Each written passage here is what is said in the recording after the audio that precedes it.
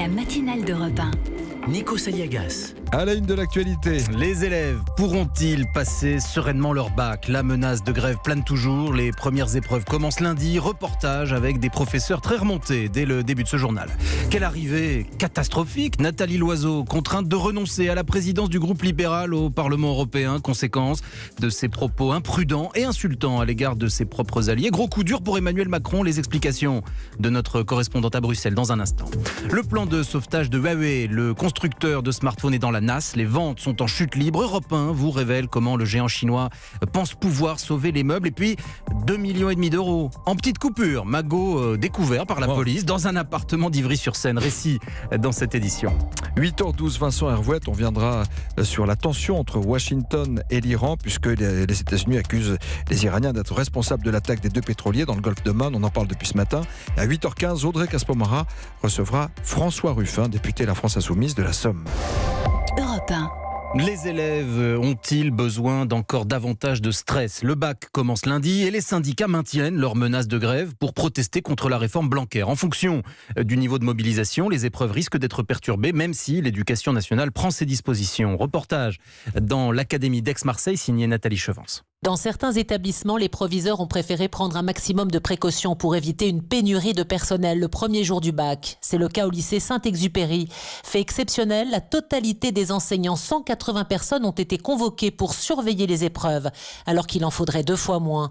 Mais là-bas, la mobilisation s'annonce forte. Caroline, prof de philo, fait partie de ceux qui seront en grève lundi. Je ne vais pas me présenter au lycée pour surveiller les examens. On a voté à 70% pour se mettre en grève. C'est impossible de prévoir à l'avance combien on sera exactement, mais oui, c'est un lycée où les grévistes seront nombreux le 17. Pour nous, c'est vraiment une décision difficile à prendre. C'est un crève-cœur. Car le SNES-FSU, qui appelle au mouvement, affirme que l'objectif n'est pas de bloquer le bac. Laurent Tramoni, secrétaire académique du syndicat. Nous n'avons rien contre les élèves. Nous voulons marquer le coup et nous adresser au ministre. Monsieur Blanquer, soit vous négociez, soit vous partez. Nous allons dans le mur avec la réforme du bac, la réforme du lycée, et la rentrée risque d'être chaotique dans un certain nombre d'établissements.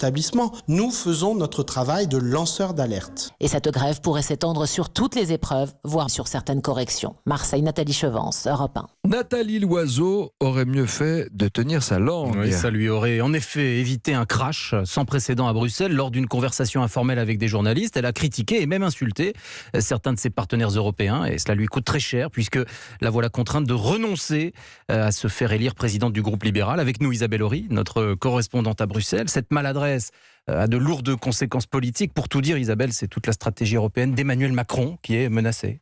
Mais oui, le nouveau groupe centriste, ça devait être la tête de pont pour renforcer la présence française au Parlement européen, un Parlement où l'Allemagne se taille la part du lion depuis des années. Depuis des mois, le terrain avait été préparé, mais l'atterrissage raté de Nathalie Loiseau remet tout en cause. Les Français n'auront pas la présidence du groupe, pourtant essentielle pour peser sur l'agenda. Voir tout ça voler en éclats, c'est terrible, se désole un marcheur. L'arrogance française est pointée du doigt à Bruxelles et ça tombe bien mal pour le président de la République qui tente en parallèle de peser sur les nominations à la tête des institutions européennes.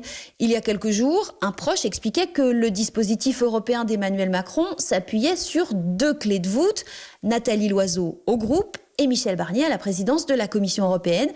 Il a fallu débrancher la première et pour le second, rien n'est encore acquis. En fait, à ce stade, En Marche a juste réussi à faire changer le nom du groupe des libéraux et centristes. Tout un programme, il s'appelle désormais Renew Europe, renouveler l'Europe en français. La correspondante d'Europe 1 à Bruxelles, Isabelle Horry, merci à vous Isabelle. Un accord a été par ailleurs trouvé sur le budget de la zone euro. Les ministres des Finances ont abouti à un compromis après une nuit de discussion à Luxembourg.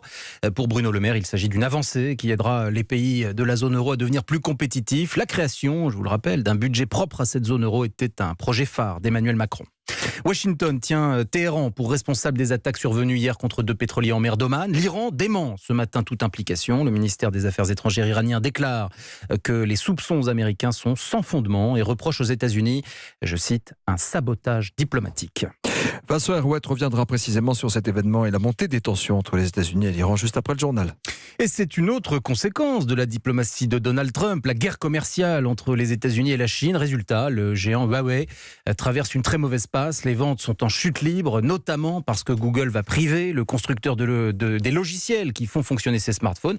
Mais Huawei a un plan pour sauver les meubles. Les informations de François Geffrier. 20% de baisse des ventes de smartphones Huawei chez un opérateur télécom français, 30% chez un autre et jusqu'à 50% de plongeon certains jours chez un troisième. Tous reconnaissent que le clash avec Google a fait fuir des clients. Un gros acteur du secteur nous a même dit qu'il discutait avec Huawei sur la gestion des énormes stocks, à tel point que des ambassadeurs de la marque chinoise se rendent en ce moment dans des magasins d'électronique pour rassurer les vendeurs, comme nous l'ont confié ces deux employés. Huawei a envoyé des émissaires pour nous expliquer comme quoi, sur les anciens modèles en tout cas, il n'y aurait pas vraiment de problème. On a même officiellement des annonces comme quoi il faut relativiser, que tout ce qu'on a actuellement, il n'y a pas d'inquiétude à avoir. Et c'est à partir du 19 août, là, on verra. Du côté de Huawei, pas de réaction officielle. On indique juste que la production mondiale de leurs smartphones n'a pas connu d'ajustement notable et que, comme toute entreprise, Huawei a des représentants qui passent régulièrement dans les magasins pour informer sur l'actualité de la marque, les opérations commerciales et pourquoi pas, en ce moment, c'est vrai, expliquer que les téléphones déjà vendus n'ont aucune raison de s'arrêter de fonctionner. Reste une grande interrogation, comment fonctionneront les futurs modèles de la marque chinoise? François Geffrier du service économie d'Europe 1. Ce magot découvert par la police, 2,5 millions d'euros en petites coupures. Oui, les faits se sont déroulés il y a 3 semaines. Des liasses et des liasses de billets dans un appartement d'Ivry-sur-Seine. Magot hors norme, très certainement lié au trafic de stupéfiants. Le récit de Pierre de Cossette. Des bruits dans la nuit au premier étage d'un petit immeuble d'Ivry-sur-Seine. Le raffut est suffisamment intrigant pour qu'un habitant passe la tête par la fenêtre et aperçoive un homme avec un brassard rouge. « Vous êtes de la police ?» demande le voisin. Le suspect le somme de rentrer chez lui. Quand la police, la vraie, arrive sur place, le monte en l'air, bien aidé par l'échafaudage pour atteindre le balcon du premier étage, est déjà loin. Les volets, eux, ont été forcés, la fenêtre aussi. Alors les policiers pénètrent dans l'appartement. Et là, 2 compteuses à billets, des téléphones, une vingtaine de kilos de cannabis dans la douche, mais surtout de grands cabas de supermarché remplis de billets, de grosses liasses en coupures de 20 et 50 euros. Il faudra toute la matinée aux enquêteurs pour compter. Le montant donne le tournis, 2 350 000 euros. La recette d'un énorme réseau de stupes, forcément, décrypte un policier. Avec son lit sommaire, l'appartement, pas de doute, était la base arrière des trafiquants. Faut-il maintenant les identifier?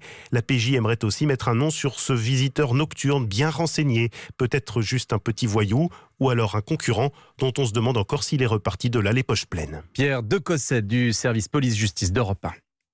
Les choses qui bougent au Paris Saint-Germain, on va parler football. Oui, départ du directeur sportif Antero Henrique, on l'a appris hier soir. Son remplaçant est bien connu des supporters parisiens, c'est le Brésilien Leonardo.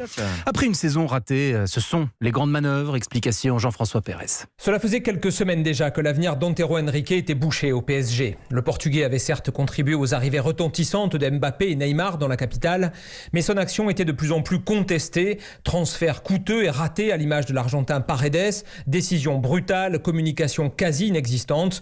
La haute direction du PSG, pourtant friande de la réussite d'Henrique à Porto, a fini par se lasser, sans même parler de l'entraîneur Thomas Tuchel avec lequel les relations étaient devenues polaires. Il y avait clairement un homme de trop dans l'organigramme toujours présidé par Nasser Al-Khelaifi, et c'est le Portugais qui quitte donc le navire.